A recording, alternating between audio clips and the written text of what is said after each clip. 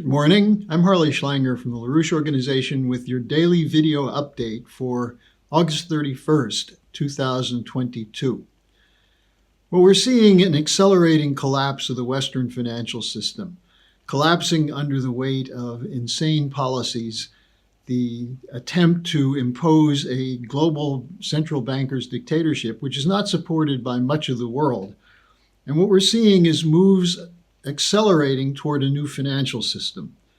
The existing unipolar order is shaking and heading toward extinction.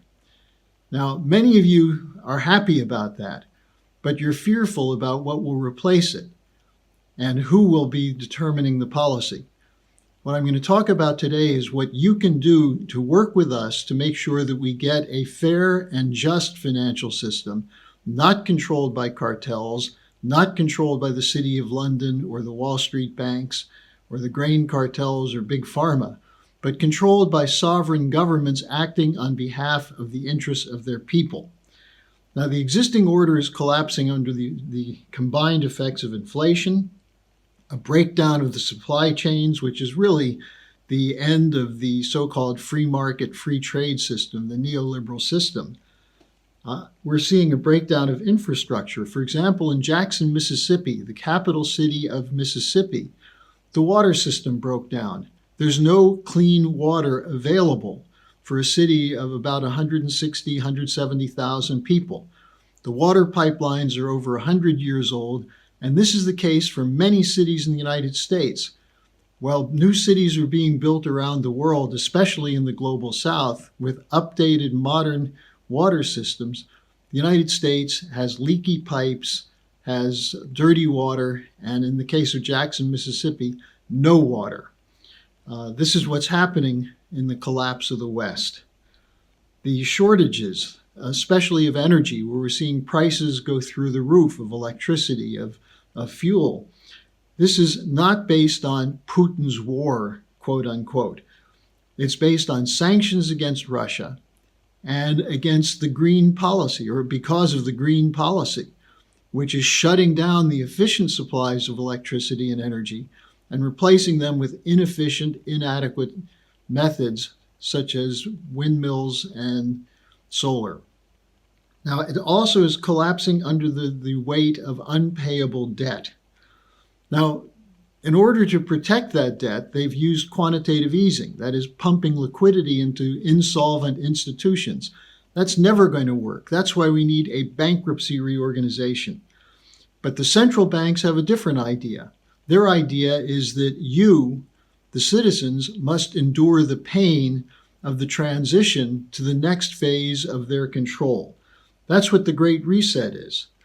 And we've seen that with Jerome Powell's speech at Jackson Hole, Wyoming last week, where he said it's going to be painful, but there's no alternative. And if the pain we're inflicting now of high interest rates doesn't work, we'll have to go to higher rates. Macron, the French president, in his speech the other day said the era of abundance is over. Well, much of the world never entered the era of abundance. And that's why the global south is running away as fast as it can from the collapse of the transatlantic financial system.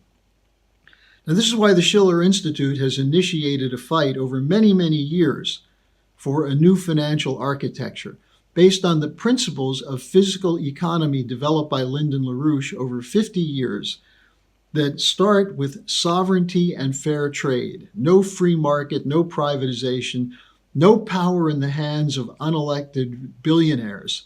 Instead, a deliberative process in which citizens act through elected governments for the interests of those nations, individual nations, in cooperation with other nations. In other words, no control by corporate cartels acting through supranational institutions, the so-called New World Order. Banking separation. That is, you do not take commercial bank deposits or commercial banking and pour it into speculation. And along with that is the rule that speculators can speculate in investment banks, but if they lose, they eat their losses. There will be no taxpayer bailouts. Now, it also means directed credit to physical goods production, upgrading our infrastructure, investing in the new technologies of the future, and not just AI, but modern steel mills, modern construction policies, and so on. And this will all be carried out through bilateral and multilateral agreements. And this is already underway. We're already moving to this new system through institutions such as the BRICS, the organization of Brazil, Russia, India, China, and South Africa, which has a bank which is funding some of these projects. The Russian BRICS research website published this week the Schiller Institute's call for an ad hoc committee to set up a new Bretton Woods. So our ideas are penetrating in this, as Lyndon and Helga Zepp-LaRouche for many years have met with foreign leaders and discussed this with them. And now they're seeing that the LaRouches were right and that you can't trust the Western banking system, the policies of sanctions, the policies of stealing money of countries such as Afghanistan or Russia, has convinced countries they need to move out of the dollar system.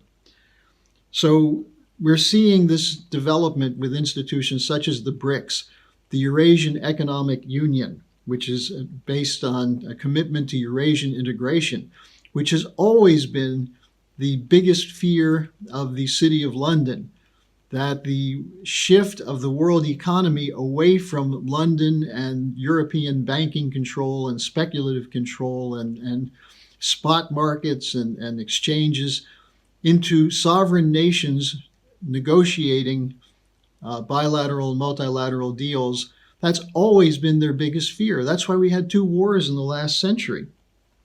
You also have the Shanghai Cooperation Organization, and Dmitry Trenin, a Russian scholar, just wrote an article about how the SCO is moving away because of the Western system collapsing. With sanctions and everything else, the Western monetary system is no longer trusted. But what he points out is that the key for the SCO is economic development.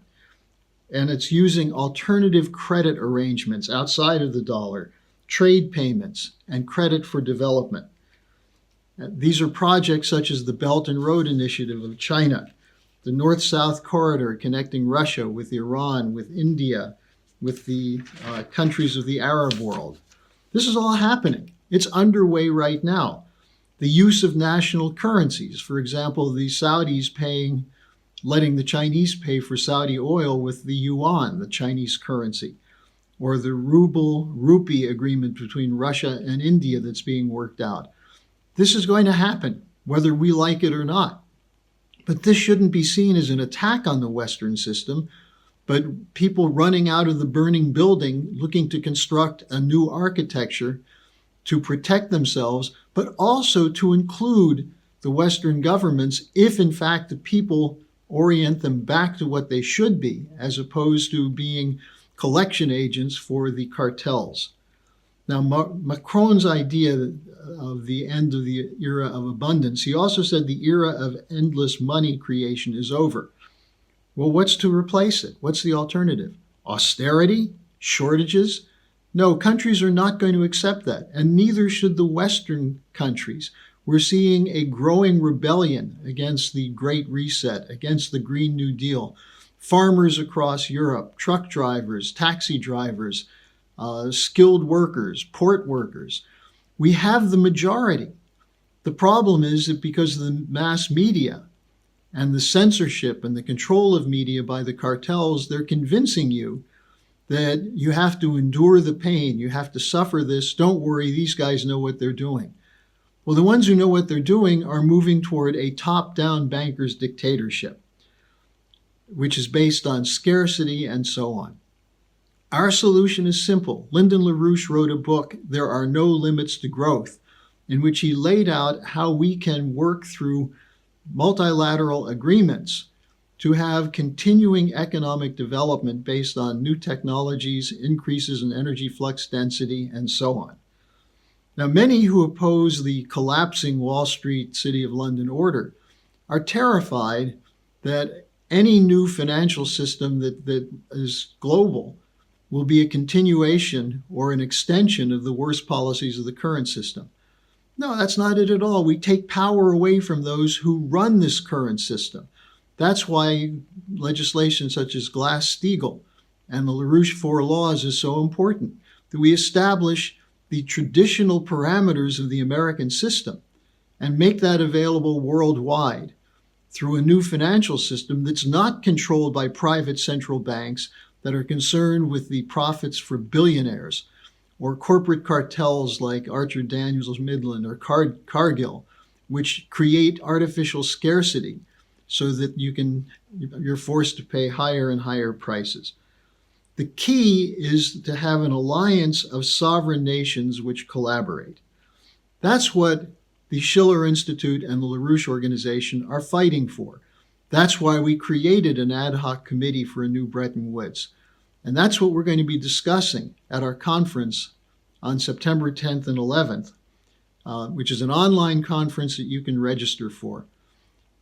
I urge you to not give in to your fears that the U.S. will lose out if it's involved in an international system. A fair international system would necessarily include the United States because the United States is still a power despite the destruction that's been done against it by the last 50 years of neoliberal and neoconservative war policies. So join us on September 10th and 11th and help us build a fair, just monetary system.